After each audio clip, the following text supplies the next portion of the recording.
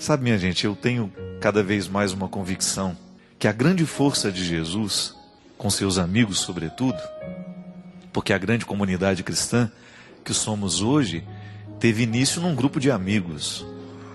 Alguém soube ser amigo. Alguém soube emprestar o coração, alguém soube emprestar o ouvido, o braço, o colo. Alguém soube emprestar o olhar, porque bons amigos são aqueles que se emprestam no momento da necessidade. É tão bonito a gente compreender que a amizade consiste em nós sermos para o outro aquilo que ele não tem naquele momento. Então, às vezes, o outro não tem a capacidade de compreender o que está acontecendo. Eu fico do lado, quem sabe ajudo a lançar luzes sobre uma realidade que ele não sabia viver sozinho, e na nossa companhia as coisas se desenrolam melhor. A grande comunidade cristã que nós somos, nasceu na capacidade humana que Jesus tinha de aglutinar as pessoas, de estabelecer vínculo. Tenho essa convicção, que antes de Jesus se mostrar Deus, antes de Jesus mostrar o seu lado divino, o que ele verdadeiramente revelou e foi causa de cativar os outros, era a sua verdadeira humanidade. Um ser humano que foi equilibrado, um ser humano que buscou ser o melhor possível. Nisso já agia a graça de Deus, é claro. Mas ali existe todo o processo formativo de Jesus. A psicologia que Nossa Senhora certamente aplicou com ele. A sabedoria de José ao transformar esse homem num homem de caráter. A influência que ele recebeu da família. Jesus era um ser humano inesquecível. Antes de se mostrar Deus, antes de ser aquele homem que fazia milagres, que era capaz de realizar coisas estrondosas, maravilhosas, Jesus sabia ser gente. É o que fazia com que as pessoas andassem atrás dele. A palavra de Jesus era uma palavra que estabelecia vínculo. Era uma palavra que aproximava, não era uma palavra que afastava. Se você vai na Sagrada Escritura, e se você começa a pesquisar essa humanidade de Jesus, se você começa a ler as passagens que revela Jesus com seus amigos, Jesus convivendo, você vai encontrar um ser humano inesquecível. E o bonito de tudo isso, minha gente, é que nós, como grande comunidade cristã, nós somos convidados a ser Jesus de novo. Toda a dimensão divina está a nosso favor, porque nós somos filhos da graça. A graça de Deus não deixa de agir em nós.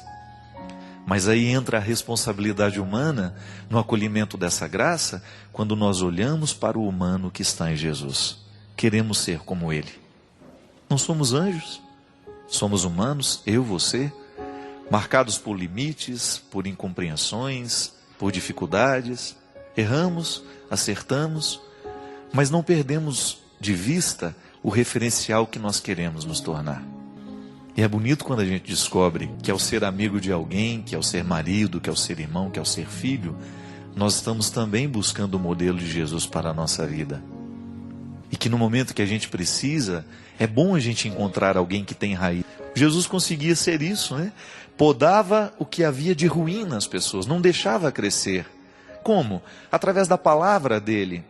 Jesus era um amigo que estava o tempo todo comprometido com as pessoas que ele amava.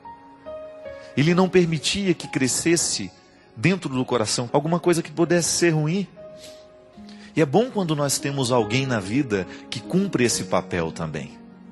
De nos amar de um jeito certo, de nos promover para a liberdade, de fazer acontecer dentro do nosso coração a ressurreição nossa de cada dia, não é verdade? Há dias em que a gente parece que está meio morto. Parece que a vida, às vezes, tem o poder de nos sepultar antes da morte. Quando a gente percebe que a gente está perdendo as esperanças, quando as tristezas estão sendo superiores às nossas alegrias, quando a gente fica desanimado, você experimenta isso, eu experimento.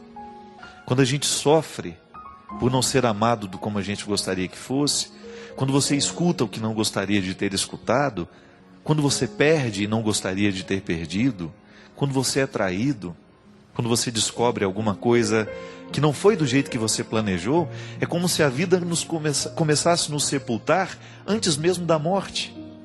Mas eis que entra alguém com seu poder de nos olhar de forma humana e divina e nos convence de que a ressurreição ainda é possível. que nós não estamos condenados a viver a morte de hoje. Todo dia a gente morre e a gente renasce um pouco. O processo de viver e de morrer é cíclico, né? Ele não para. Hoje eu estou morrendo. Eu tenho um dia a menos na minha vida. Isso não é para eu ficar desesperado. Hoje eu estou um dia mais próximo da minha morte, você também. Mas ao pensar nesta possibilidade, nesta realidade, não é uma possibilidade, é uma realidade, querendo você ou não, hoje você está um dia mais próximo do seu destino final.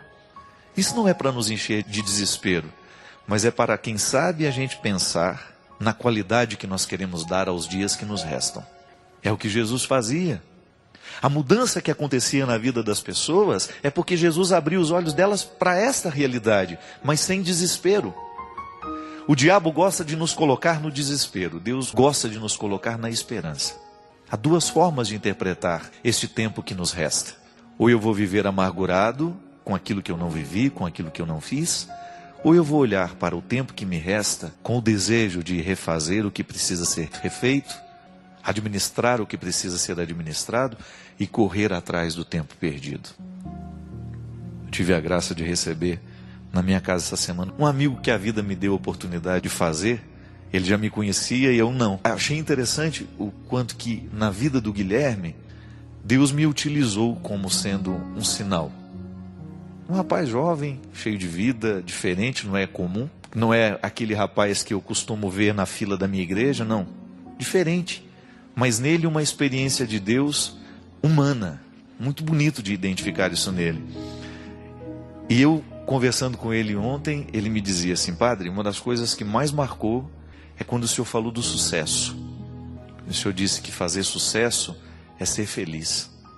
Que o seu pai nunca apareceu em grandes noticiários, ele nunca foi noticiado, ele nunca apareceu na televisão, mas que o seu pai era um homem de sucesso porque ele buscava a felicidade todo dia na simplicidade dele. E é verdade, minha gente.